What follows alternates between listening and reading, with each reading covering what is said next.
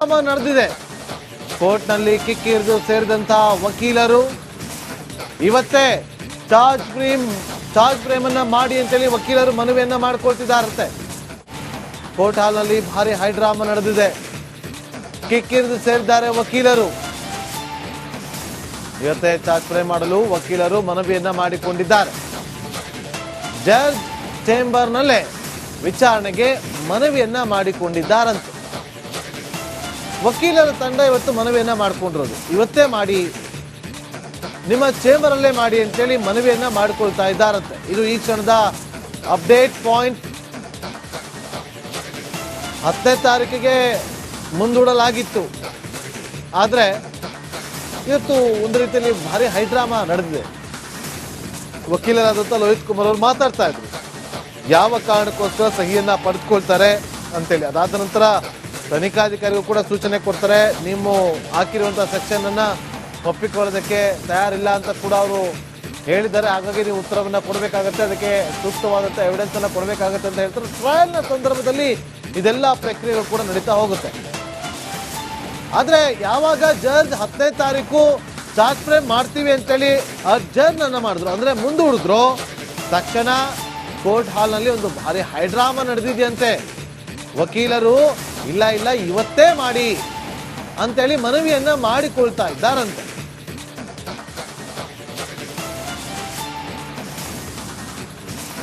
ವಕೀಲರಾಗಿರುವಂತಹ ಲೋಹಿತ್ ಕುಮಾರ್ ಅವರು ಮಾತಾಡ್ತಾರೆ. ಲೋಹಿತ್ ಕುಮಾರ್ ಅವರು ಈಗ ನೋಡಿ 10ನೇ ತಾರೀಕಿಗೆ ಅರ್ಜನ್ ಮಾಡ್ಬಿಟ್ಟಿದ್ದಾರೆ. ಈಗ ವಕೀಲರು ರಿಕ್ವೆಸ್ಟ್ ಮಾಡ್ತಾರೆ, ಇಲ್ಲ ಇವತ್ತೇ ಮಾಡಿ, ನಿಮ್ ಚೇಂಬರ್ಲೇ ಮಾಡಿ ಅಂತ. ಒಂದೇನಾದ್ರೂ ಅಕಸ್ಮಾತ್ ಆರ್ಡರ್ ಶೀಟ್ ನಲ್ಲಿ ಡೇಟ್ ಬರೆದು ಕೊಟ್ಬಿಟ್ಟಿದ್ರೆ ಖಂಡಿತವಾಗ್ಲೂ ಅದಕ್ಕೆ ಬೇರೆ ಪ್ರಕ್ರಿಯೆ ಆಗ್ಬೇಕಾಗತ್ತೆ, ಅಡ್ವಾನ್ಸ್ ಮಾಡಿ ಮತ್ತೆ ಮಾಡ್ಬೇಕಾಗತ್ತೆ. ಅದನ್ನ ಇವತ್ತೇ ಮಾಡಕ್ ಸಾಧ್ಯವಿರಲ್ಲ. ಡೇಟ್ ಕೊಟ್ಬಿಟ್ಟಿದ್ರೆ. ಡೇಟ್ ಬರ್ದಿಲ್ಲ ಅಂತ ಹೇಳಿದ್ರೆ, ಆರ್ಡರ್ ಕಾಪಿ ಡೇಟ್ ಬರ್ದಿಲ್ಲ ಅಂದ್ರೆ ಈ ಮನವಿಯನ್ನ ಏನಾದ್ರು ನೋಡಿ ಮತ್ತೆ ಮಾಡ್ಬೋದೇನೋ. ಬರ್ದಿದ್ರೆ ಖಂಡಿತವಾಗ್ಲೂ ಮಾಡಕ್ಕಾಗಲ್ಲ ಈ ಚಾರ್ಜ್ ಅನ್ನ. ಎಸ್. ಮತ್ತೆ ಎರಡನೇದು ನಾನು ಹೇಳ್ತಾರಂಥದ್ದು, ಆರೋಪ ನಿರಾಕರಿಸಿದ್ರೆ ಸಮನ್ಸ್ ಹೋಗುತ್ತೆ. ಆರೋಪವನ್ನು ಒಪ್ಕೊಂಡ್ರೆ ಏನಾಗುತ್ತೆ ಅನ್ನೋದು ಕೂಡ ಕುತೂಹಲ ಅಲ್ಲ. ಸೊ ಆರೋಪವನ್ನ ಚಾರ್ಜ್ ಓದ್ಬೇಕಂದಾಗ, ಹೌದು ನಿಮ್ಮ ಮೇಲೆ ಆರೋಪವೆಲ್ಲ ಈ ರೀತಿ ಇದೆ ಅಂತ ಹೇಳಿದಾಗ, ಹೌದು ನಾನು ಮಾಡಿದ್ದೀನಿ ಅಂತ ಏನಾದ್ರು ಹೇಳಿದ್ರೆ ಮುಂದೆ ಸಾಕ್ಷಿಗಳಿಗೆ ಯಾರಿಗೂ ಕೂಡ ಸಮನ್ಸ್ಗಳು ಹೋಗಲ್ಲ. ಅವ್ರಿಗೆಲ್ರಿಗೂ ಕೂಡ ಆ ಕಾನೂನು ಅಡಿಯಲ್ಲಿ ಏನ್ ಶಿಕ್ಷೆ ಆಗ್ಬೇಕು ಅದಾಗುತ್ತೆ. ಸೊ ಅದಕ್ಕೆ ಹೇಳುವಂಥದ್ದು, ಚಾರ್ಜ್ ಮಾಡುವಂಥದ್ದು, ಫ್ರೇಮ್ ಮಾಡೋದು is a milestone of the case ಅಂತ ನಾನು ಕರಿತೀನಿ ಅದನ್ನ. ಸೊ ಆರೋಪಿಗಳಿಗೆ ನಿಮ್ಮ ಮೇಲಿರುವಂತಹ ಆರೋಪವನ್ನು ನಿರಾಕರಿಸಿ ಮುಂದೆ ಸಾಕ್ಷಿ ಆಧಾರಗಳನ್ನ ಕೋರ್ಟ್ ಕರ್ಕೊಂಬರುವಂತ ಪ್ರಕ್ರಿಯೆ ಚಾರ್ಜ್ ಅಂತ ಹೇಳ್ಬೇಕು. ಸೊ ಈ ಚಾರ್ಜ್ ನ ಮಾಡೋದು ಕೂಡ ಚಾರ್ಜ್ ಶೀಟ್ ಆಧಾರದ ಮೇಲೆನೆ, ಅದು ಬಿಟ್ಟು ಯಾವ ಡಾಕ್ಯುಮೆಂಟ್ ಮೇಲೂ ಕೂಡ ಮಾಡಕ್ಕಾಗಲ್ಲ. ಓಕೆ, ಈಗ ನೀವ್ ಹೇಳಿದ್ರಿ ಹೌದು ಅಂತ ಹೇಳ್ಬಿಟ್ರೆ ಅದರ ಪ್ರಕ್ರಿಯೆನೇ ಬೇರೆ ತರ ಅಂತ ಹೇಳಿ.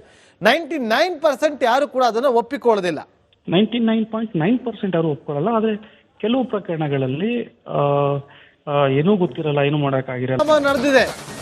ಕೋರ್ಟ್ನಲ್ಲಿ ಕಿಕ್ಕಿರಿದು ಸೇರಿದಂತಹ ವಕೀಲರು ಇವತ್ತೇ ಚಾರ್ಜ್ ಫ್ರೇಮನ್ನ ಮಾಡಿ ಅಂತೇಳಿ ವಕೀಲರು ಮನವಿಯನ್ನ ಮಾಡಿಕೊಳ್ತಿದ್ದಾರಂತೆ. ಕೋರ್ಟ್ ಹಾಲ್ನಲ್ಲಿ ಭಾರಿ ಹೈಡ್ರಾಮಾ ನಡೆದಿದೆ. ಕಿಕ್ಕಿರಿದು ಸೇರಿದ್ದಾರೆ ವಕೀಲರು. ಇವತ್ತೇ ಚಾರ್ಜ್ ಫ್ರೇಮ್ ಮಾಡಲು ವಕೀಲರು ಮನವಿಯನ್ನ ಮಾಡಿಕೊಂಡಿದ್ದಾರೆ.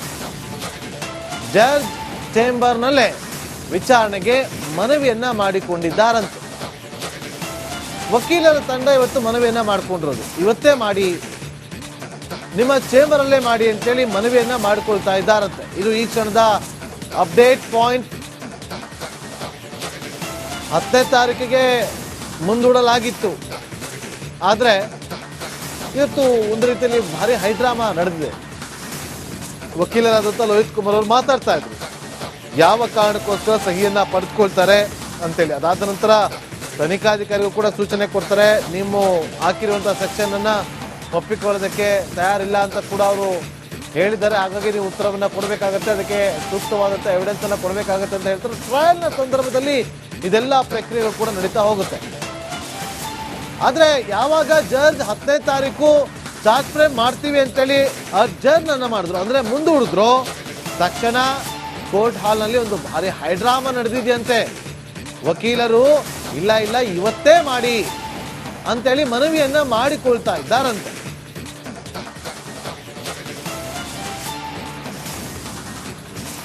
ವಕೀಲರಾಗಿರುವಂತಹ ಲೋಹಿತ್ ಕುಮಾರ್ ಅವರು ಮಾತಾಡ್ತಾರೆ. ಲೋಹಿತ್ ಕುಮಾರ್ ಅವರು ಈಗ ನೋಡಿ 10ನೇ ತಾರೀಕಿಗೆ ಅಡ್ಜರ್ನ್ ಮಾಡ್ಬಿಟ್ಟಿದ್ದಾರೆ. ಈಗ ವಕೀಲರು ರಿಕ್ವೆಸ್ಟ್ ಮಾಡ್ತಾರೆ, ಇಲ್ಲ ಇವತ್ತೇ ಮಾಡಿ, ನಿಮ್ ಚೇಂಬರ್ಲೇ ಮಾಡಿ ಅಂತ.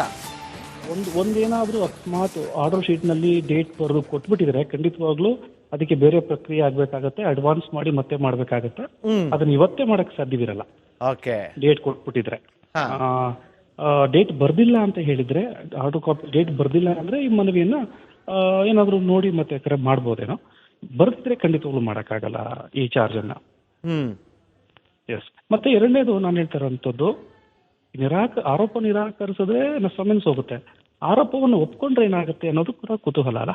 ಸೊ ಆರೋಪವನ್ನ ಚಾರ್ಜ್ ಓದ್ಬೇಕಂದಾಗ, ಹೌದು ನಿಮ್ಮ ಮೇಲೆ ಇರೋ ಆರೋಪವೆಲ್ಲ ಈ ರೀತಿ ಇದೆ ಅಂತ ಹೇಳಿದಾಗ, ಹೌದು ಇದೆ, ಹೌದು ನಾನು ಮಾಡಿದ್ದೀನಿ ಅಂತ ಏನಾದ್ರು ಹೇಳಿದ್ರೆ ಮುಂದೆ ಸಾಕ್ಷಿಗಳಿಗೆ ಯಾರಿಗೂ ಕೂಡ ಸಮನ್ಸ್ಗಳು ಹೋಗಲ್ಲ. ಅವ್ರಿಗೆಲ್ರಿಗೂ ಕೂಡ ಆ ಕಾನೂನು ಅಡಿಯಲ್ಲಿ ಏನ್ ಶಿಕ್ಷೆ ಆಗ್ಬೇಕು ಅದಾಗುತ್ತೆ.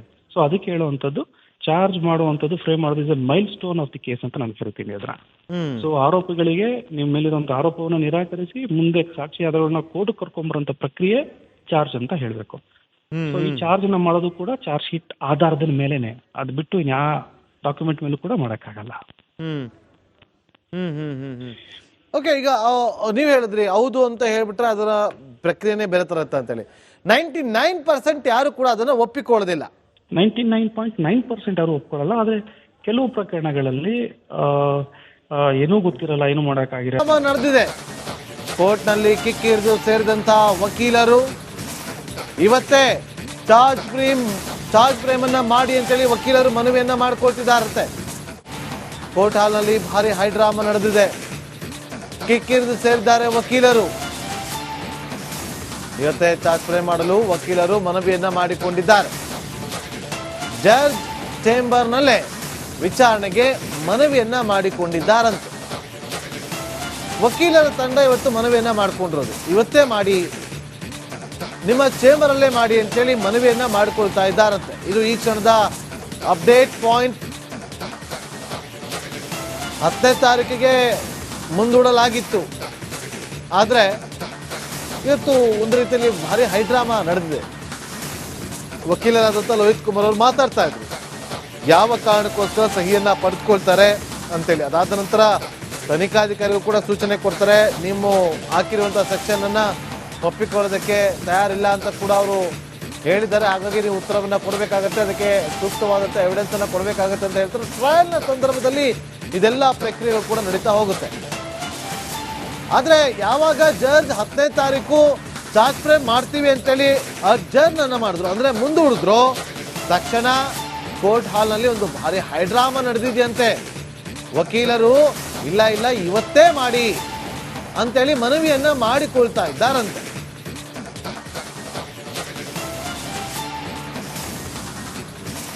ವಕೀಲರಾಗಿರುವಂತಹ ಲೋಹಿತ್ ಕುಮಾರ್ ಅವರು ಮಾತಾಡ್ತಾರೆ. ಲೋಹಿತ್ ಕುಮಾರ್ ಅವರು ಈಗ ನೋಡಿ 10ನೇ ತಾರೀಕಿಗೆ ಅಡ್ಜರ್ನ್ ಮಾಡ್ಬಿಟ್ಟಿದ್ದಾರೆ.